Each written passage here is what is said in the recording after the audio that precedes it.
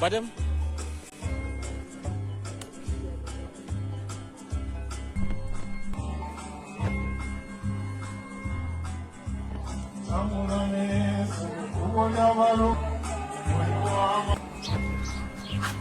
Umuntu kanejiko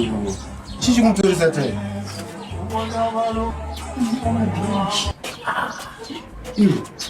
Namukapa mukundidetsere pane poto ndapaona inini pane poto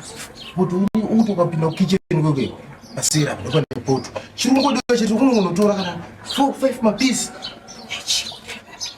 nyama kana iyi ufunza kuti panapa iwe takapiwa wani maoneka piece pana mutoguta here sadza iwo ndondasaenda kupushireko kumapoto tione zvekumapoto-poto mishine kunhamo nekukara kwese nekunhamo kwese amusvode mbudzi iyi yabureva chakagwinya kana kutora kana izvi nemusitengege chibudzi kana usakangana izvi chichwere ega nditi ndavhiya zvinhu zvezve ndikuziva nyama dzese dzekumapoto uku usandiyo nenge ndakapusa ini nandiri wada unodya wega kumapoto uku saka chandakuisira kumapoto uku semukadzi wangu chima muchamvikwa nevanhu panyama yenyama ipanhamo chiitaka zvandikutaura enda unongonopa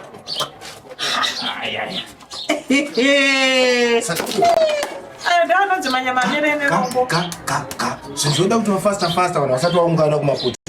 kungoenda andi vanhu vachiri kuningirina mino kumhoresana musana ndinoita sekwandikukazara ana mainhingi ana machibhioni nana maigezai vari ivo nharo dzavo kuita usiwa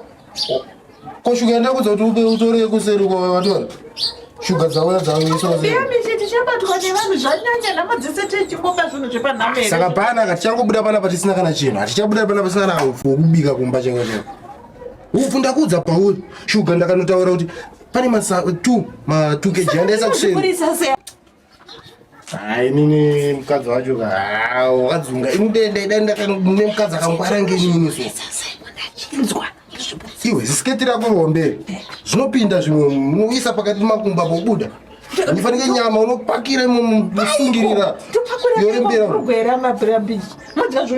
ezvamwe yabuda panapa chete toidya shamwari iwe tora nyama siyana nesupu kosupu uneimurikuzoni ndakazotora seifuku ndikazvimba kwesoko ndoisa murungwa ndikazvimba tikaita nguva tisingadye bota kumboko naizvozvo amabhiyamishi ini ndakungokudza kuti mai mabhiyamishi havachapo kumapoto ndindakuenda unoyogasaka muda kuenda unounganisa kumapoto ndatoona ndo zvingatobuda baba wakakwana amabhiyamishi varikudangana ndika mumapoto ndiripo naimi kwana imi